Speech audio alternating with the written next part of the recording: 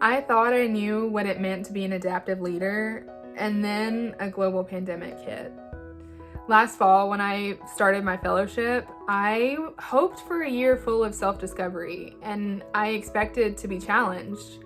I mean, how could I not be challenged as I was living in community with 3 other young adult fellows? I was running a whole after-school program for elementary schoolers, and I was learning about my own leadership. I have to tell you that I was learning so much. And then our world was impacted by a global pandemic. Like everyone else, my life was completely turned upside down. And in this season, I'm learning about flexibility in real time. After spring break, we moved our after-school program online, and we were posting videos daily for them to watch at home. Videos like facts on honeybees and learning sign language or how to do yoga. We even posted a video on how to build a blanket fort, which was super fun. It has required a lot of flexibility, and my kids definitely teach me that. Some of my kids have hard stories that you shouldn't have at 6 years old, but they're incredibly resilient.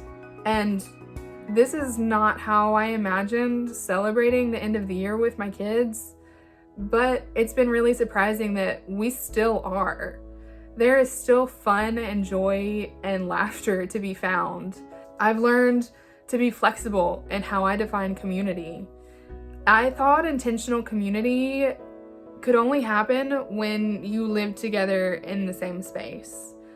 Because of the pandemic, how I engage in relationships has completely shifted. And now I'm using Zoom, which is new, texting and social media to keep up with and check in with my after-school families.